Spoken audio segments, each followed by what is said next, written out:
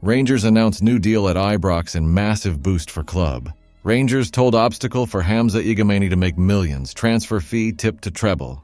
Rangers in line for £14.4 million Ibrox windfall after developments in Europe. Rangers outside investment on the cards as Americans' ideal. Dave King backed by Celtic figure after what has been said about Rangers. Here's today's news, and at the end I'd like to know your opinion, so let's get started. Rangers have just landed a massive financial boost by extending their partnership with the Kindred Group, who own brands like Unibet and 32 Red. This new deal, which will kick in from next season, is being hailed as the biggest shirt sponsorship in the club's history, with its value set to increase by 80% compared to the current deal. If Rangers hit certain performance targets, the deal could nearly double what they're earning now, a proper cash injection that the club desperately needs. The partnership with Kindred Group has been in place since 2014, making it the longest-running shirt deal in British football. And while things off the pitch might be a bit chaotic right now, with the hunt for a new chairman after John Bennett's exit, and Philippe Clement still trying to steady the ship on the pitch, this news is a big win for the club. Financially, it's a game-changer. The Rangers have been lagging behind Celtic in terms of spending power, and deals like this one, along with the record-setting Elior deal, are crucial steps toward closing that gap. It's not going to solve all the problems overnight, but this kind of cornerstone sponsorship gives the club some much-needed security going forward, especially as fans are itching to see Rangers compete consistently at the top of the Scottish Premiership. It's still a long road ahead, but at least on the commercial front, things are starting to look a bit brighter. Rangers might have struck gold with Hamza Igan, a signing that raised eyebrows when he arrived from Moroccan side Asfar Rabat for £1.7 million. At just 21, he's still finding his feet in Glasgow, but those who know him best are already tipping him to be a player who could bring the club millions down the line. Sven Vandenbroek, the man who gave Igan his big break at Asfar, reckons Rangers might have pulled off a coup, suggesting his value could have been 2 or 3 times higher if they'd waited another year or two to sign him. Igan's got a solid pedigree, having helped his old club to league glory in Morocco, but there's no doubt he's still a bit of an unknown quantity. Recovering from injury when he first landed at Rangers, fans had to be patient to see him in action, and Philippe Clement has been cautious about rushing him into the squad. But from the little we've seen, his debut at Parkhead and his second run-out at Tannadice, the lad isn't afraid to mix it up with Scottish Premiership defenders.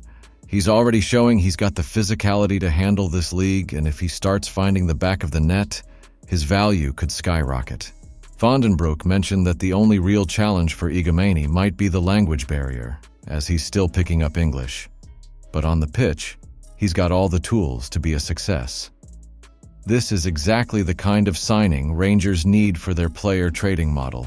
Young, relatively cheap, and with the potential to turn a big profit in a few years. Now it's just a matter of time to see if he can start banging in the goals and proving that investment was a steal. If Vandenbroek's right, Rangers could be looking at a massive return on this one. Rangers could be in for a tidy windfall of up to £14.4 million thanks to changes in the Europa League format, according to football finance expert Dan Plumley.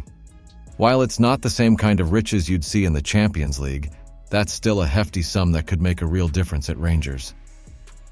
Philippe Clement's side are set to kick off their European campaign with a trip to Malmo, followed by a home clash with Tottenham in this revamped group stage, so the potential for earning is there.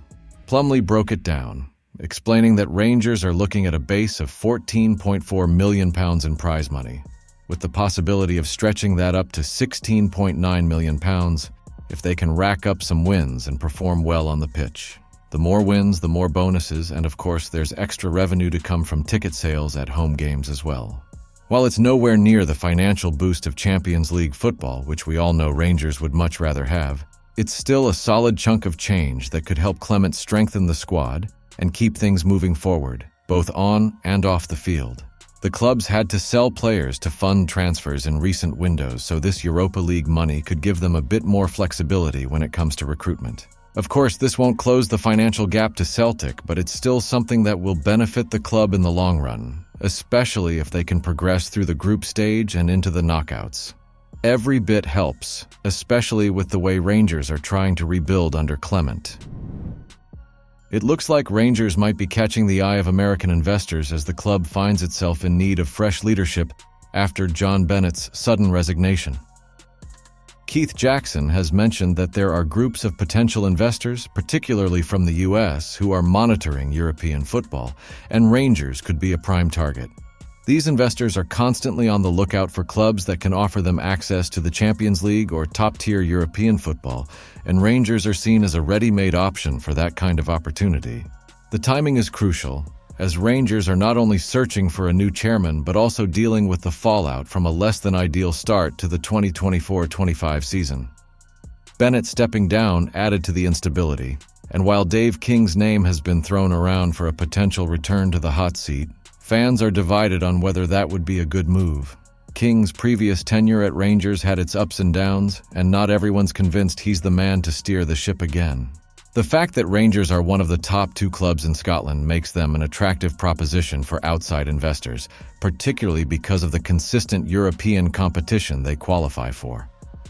As Jackson pointed out, if Rangers or Celtic aren't qualifying for Europe, it's considered a disaster. So any investment would likely be aimed at making sure Rangers remain competitive both domestically and on the European stage. What's clear is that the club needs to find stability soon. Whether that comes in the form of new American investors or a familiar face like King, Rangers can't afford to let this situation drag on. The longer the uncertainty lingers, the more it risks affecting performances on the pitch and the overall direction of the club. John Hartson, of all people, has come out in support of Dave King's recent comments about the huge gap between Rangers and Celtic. King, who's looking to make a sensational return to Rangers after John Bennett stepped down, suggested that the gap between the old firm rivals is bigger than some might believe. While Graham Souness had downplayed the difference, King firmly disagreed, and now Hartson, a former Celtic striker, is backing him up. On the Go Radio football show, Hartson didn't mince his words, saying that Rangers are miles away from Celtic on the pitch. He pointed to Celtic's strong financial position, clever recruitment, and knack for turning a profit on players like Moussa Dembele and Kieran Tierney. In contrast, Hartson suggested that Rangers need to seriously reevaluate how they run things, from top to bottom, because it's clear they aren't getting it right at the moment. The most recent Old Firm derby, where Celtic ran out 3-0 winners at Parkhead, really drove home the gulf between the two sides. Rangers looked outclassed, and even James Tavernier, arguably the most talented player in the squad, couldn't escape criticism. The defeat highlighted just how far Rangers still have to go to compete with their rivals, both on the pitch and in the bank. King's track record is strong, having been at the helm when Rangers won the Premiership under Steven Gerrard. But the big question surrounding his bid to return is whether he's got a solid plan to bridge the gap without leading the club into financial trouble. So far, he's talked about bringing back the glory days, but there's been no clear strategy on how he'll do that while keeping Rangers financially sustainable. King's obsession with Celtic, as some have suggested, might lead him to push for short-term success at the cost of long-term stability. And Rangers, now more than ever, need a chairman who's in it for the long haul, someone who can patiently rebuild the club and not just chase quick results. The last thing Rangers need is another period of financial instability, so whoever takes the reins at Rangers needs to have a clear vision for the future. Leave your thoughts on each of the news stories in the comments below. Hit that like button on the video, and if you missed yesterday's video, it's packed with bombshells too. I'll leave the link at the end for you to check out. Don't forget to comment what you think over there. Thanks.